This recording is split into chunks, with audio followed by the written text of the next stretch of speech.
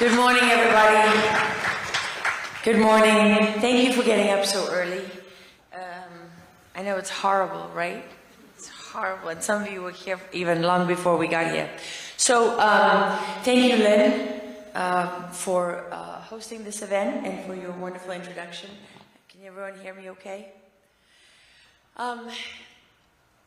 We have a number of people here today who you wouldn't normally hear from. So, and I know it goes all day, and so I want to get right to it because this is a very significant moment. It may not seem like it for many of you, but if you really understand, what is this about, the border assessment? What is this about? This represents the failure of our government to do its job. This is what our government is supposed to do. This is the responsibility of our military, our intelligence agencies, our Department of Homeland Security, our counterterrorism personnel, our Department of Defense, our executive branch, the Department of Justice. This is their responsibility. It's not ours as private citizens. This represents the failure of Democrats and Republicans to do their job, to do it honestly, and to do it well. This is proof that the people we have had in power, now and previously, don't really care about securing the United States. Because if they did, they would have done this. It wouldn't have been up to private citizens. It wouldn't have been up to people risking their lives, risking their careers, risking their well-being. It wouldn't have been up to that. It wouldn't have come down to that. It should never have come down to this. So I want to thank you for being here because what this represents is the same on every front that's under attack in this country right now, which is that it's going to come down to you. It's going to come down to all of us standing up and doing the right thing. Why does this matter? So if you want to solve a problem, whether you're a mom and it's a problem at home, or you're running a CEO running a company, if you want to solve a problem, what's the first thing you have to do? You have to define it. You have to define it. And that is a very simple fact, right? You don't fix problems. Nobody attempts to fix a problem without understanding its parameters. Because why? Well, you don't want to make it worse. You want to make sure you're doing the right thing and so on. That's obvious and logical. So when that applies on a national security level, when that applies to governments and when that applies to nations, it means that you can't possibly have the right policies in place or channel your resources in the right place if you haven't fully defined the problem or the threat, right? And so our government has the responsibility. Every year they put out the National Threat Assessment. They tell us what the threats are facing us. And there are obviously things that happen in the classified realm versus what is in the public realm. But what we know is that the vast majority of people in this country have no idea the nature, the depth, and the scale of the threat of what's happening on our southern border, which means that we haven't even begun to really deal with it. I want you to think about the fact that our model for combating trafficking across the southern border, whether it's trafficking of drugs or weapons or people, has been law enforcement, correct? We use the DEA. Since Homeland Security was invented, we use Homeland Security investigations. We use our State Department. Essentially, they're the ones in charge, right? Because why? Because the jurisdiction of law enforcement ends where? At the southern border. So what does that mean? It means that our agencies who work across the southern border or work across the U.S. border anywhere in the world do so at the behest and invitation of the government of that nation. And so that falls primarily under the State Department. I need my water.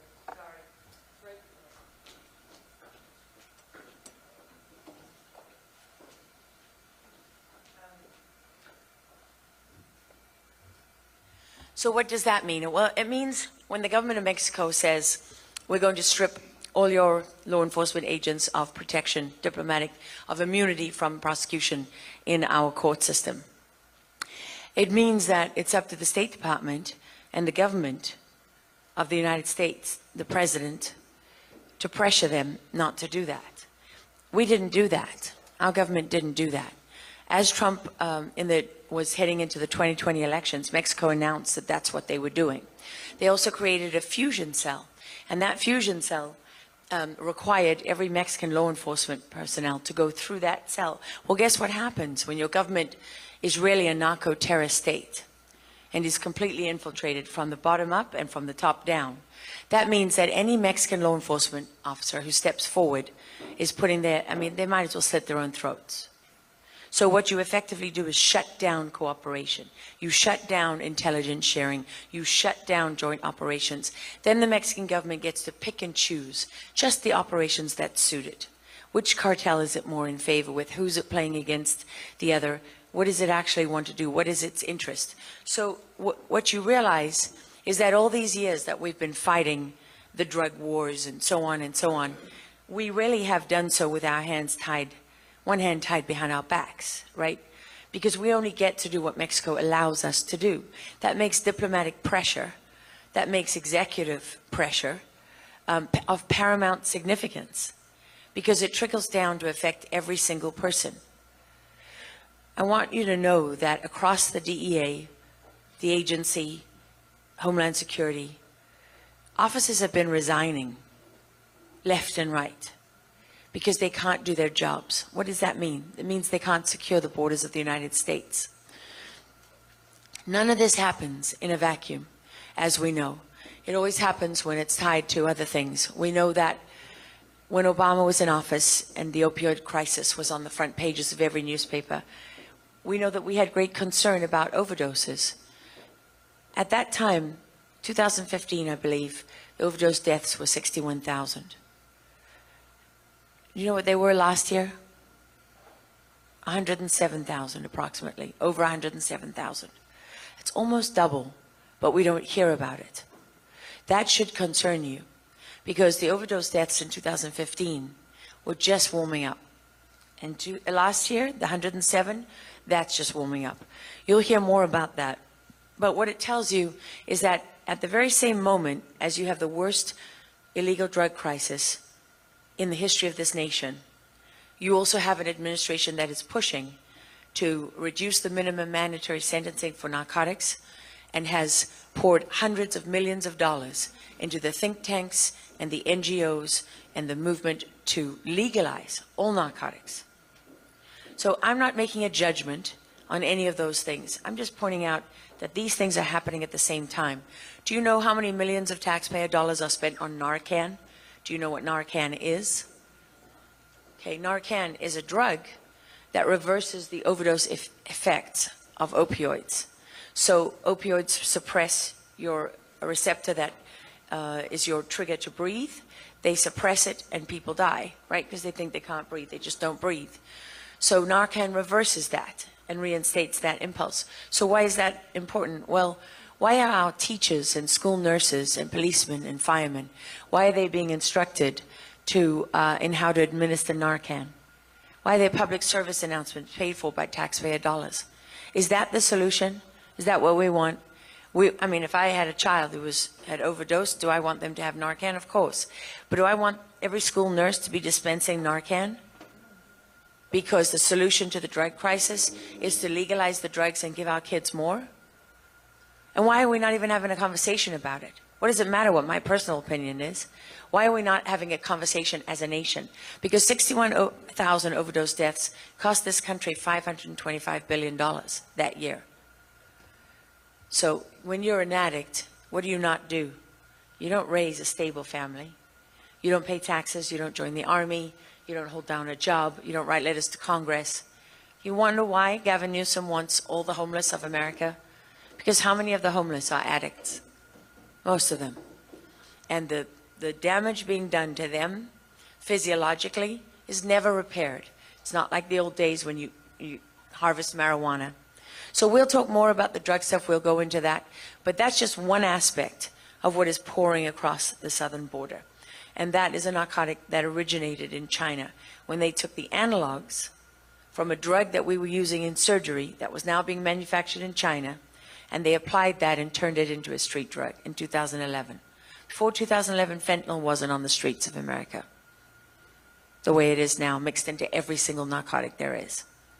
And believe me, your child can take one pill, one hot pill, one Xanax that they think is a Xanax, but it's not, or one, Oxy, or one Adderall, study for exams. And if they get a hot pill, it's done. The days of you having to be a crack whore in Baltimore or Vegas with a, chronic drug problem to end up dead on the street, that ain't happening anymore.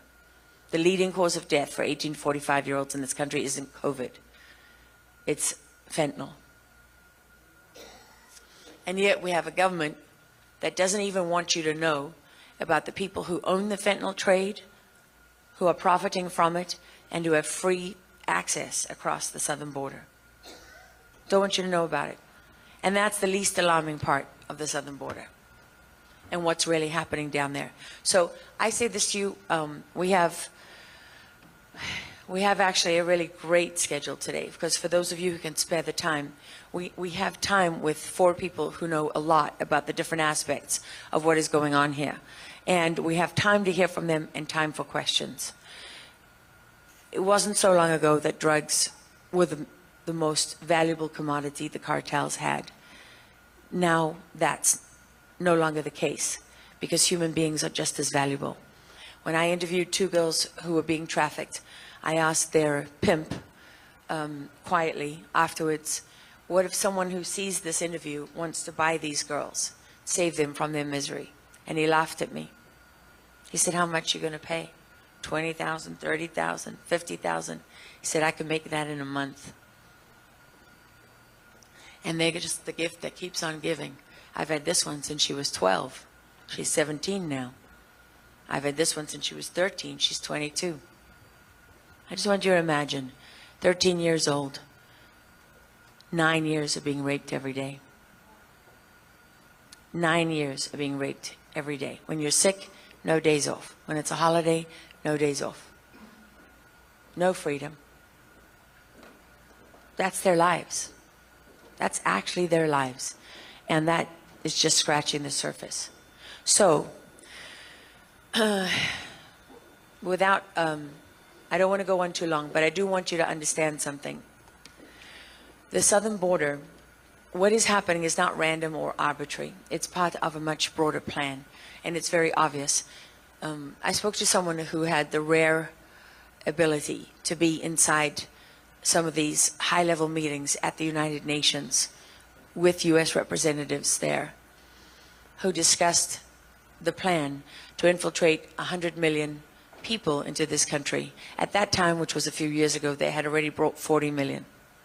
They discussed what's called the push-pull strategy of creating the cartels so that you push people out of Latin America because life becomes unbearable, and you pull them into the United States.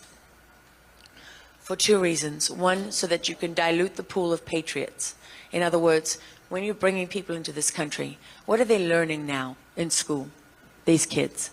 Are they learning how great America is, how lucky they are to be here, what a wonderful country this is, and how great their lives will be?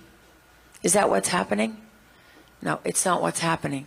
What they're learning instead is that this is a racist, horrible country, that they've done terrible things, that every white person they see is a threat, right?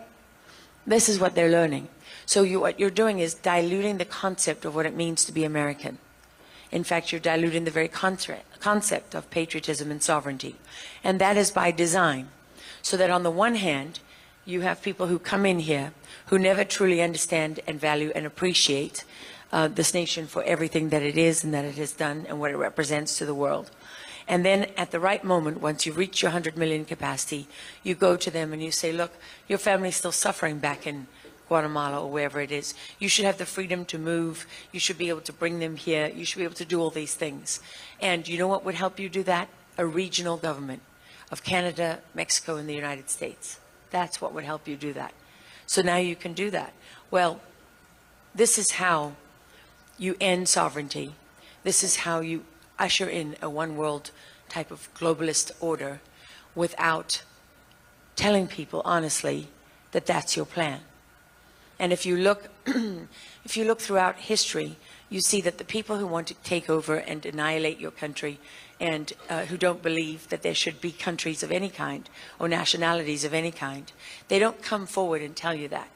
They bring it in socially. They don't tell you they're ushering in a fully Marxist state. They tell you that that this is socialism, or what do they call it? Democratic socialism. So democratic socialism, becomes communism, becomes full-blown Marxism, and then, you know, something else entirely unrecognizable. So they come in with deceit, and they come with false promises and euphemisms, and they never tell you who they really are and what they really intend. And then if you are one of the people that can see it, you are pushed to the fringes of alt-right lunacy and conspiracy and everything else, and your path is hard.